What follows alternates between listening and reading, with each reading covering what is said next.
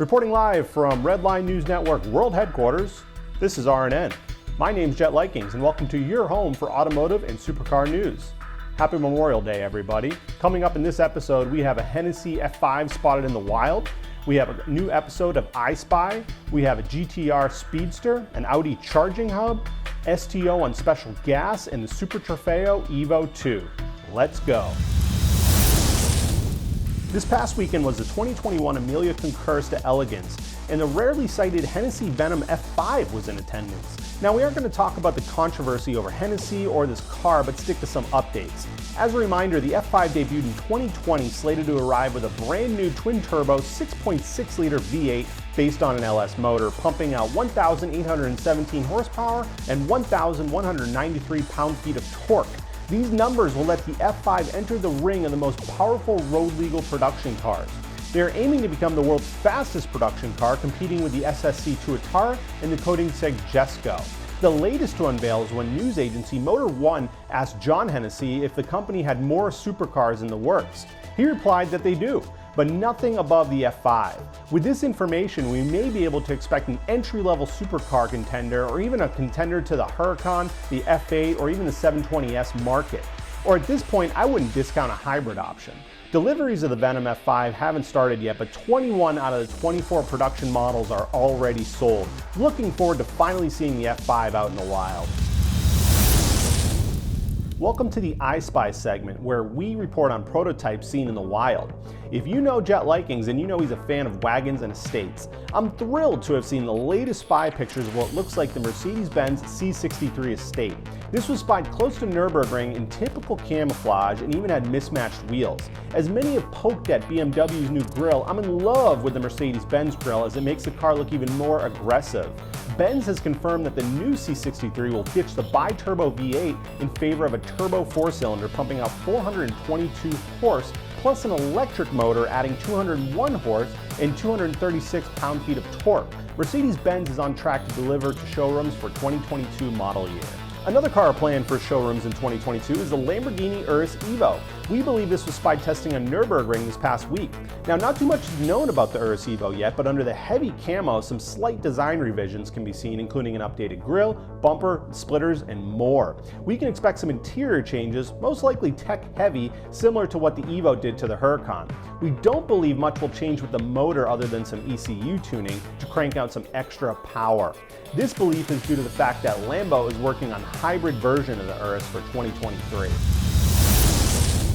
Speedsters have seemed to be the latest trend amongst the supercar community, including examples like the Ferrari Monza SP1, the McLaren Elva, and even YouTuber Damon Fryer with his custom Huracan Evo Aperta.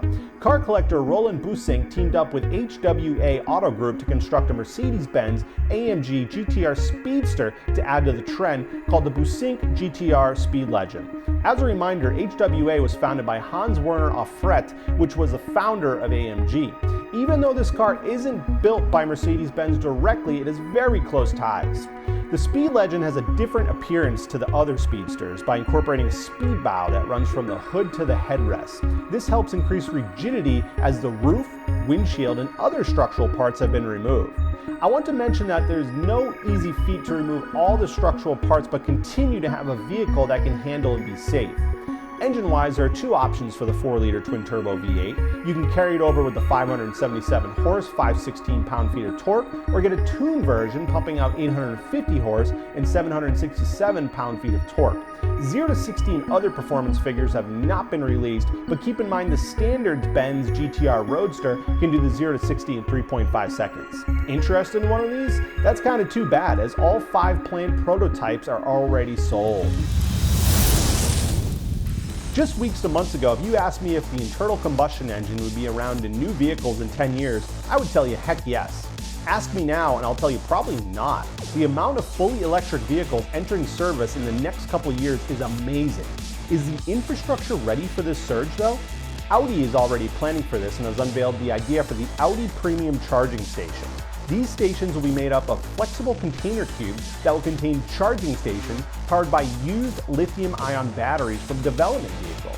These batteries will together bring up to 2.5 megawatt hours, allowing 6 charging stations to continuously pump out 300 kilowatt hours each. Keeping the input power green, Audi will charge the batteries at night when electricity is cheapest and has the lowest demand, and also have solar panels on the roof for replenishment during the day. Now these will be fast charging stations, and for example give an e-tron 100 kilometers range in 5 minutes. The cherry on top is Audi is going to have an exclusive lounge built into these stations so owners can grab a bite to eat or relax while their vehicle is being charged. I'm thinking something similar to an airport lounge. Now don't plan to just pop in and charge, as these stations will require reservations and will most likely require a membership fee.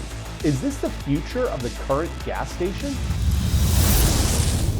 Now we were skeptical of doing this story outside of I Spy, but our producers believe it has its own legs. Let's talk Nordschleife and the Lamborghini Huracan STO. King of the ring currently is the AMG GTR Black Series for the world's fastest street legal production car. We have not seen or heard of any attempts of the Lamborghini Huracan STO attempting to take the crown until now. Last week the STO was seen on a track during the 2-hour performance drive session. However, the STO was spotted filling up from cans of Panta NR, which is 102-octane race fuel developed for naturally aspirated engines. This isn't exactly pump gas, which is interesting as this is a production car lap record where the majority of the contenders fill up at the pump. We may be reading into this too much and maybe this testing was for something else. However, we don't believe a lap time was set as rain settled in during the lap, and also one car suffered underbody damage. Looking forward to see if the STO has what it takes to be past the crown. Squadra Corsa, aka Lamborghini's racing division, and Centro Style, aka Lamborghini's design department, have released the Super Trefeo Evo 2. As the current Evo has great power and handling setup, efforts for this car were primarily focused on aerodynamics, cooling, and braking. You'll notice an updated front end, new carbon fiber wing, new rear diffusers, and more. Brake rotors were slightly upgraded, but the updates really go to the brake calipers, as they've been updated to accept pads with increased surface area. Prices for this Lamborghini race car will start at just over $300,000. It will make an official debut on May 28th. Well folks, that brings us to about Redline this week. Thanks for checking back in, and again, happy Memorial Day. Hey, if there's one thing you can do to help us grow, hit that subscribe button. Also, check out our Instagram to see what we're doing out there in the wild. Hey, until next time, keep it at Redline.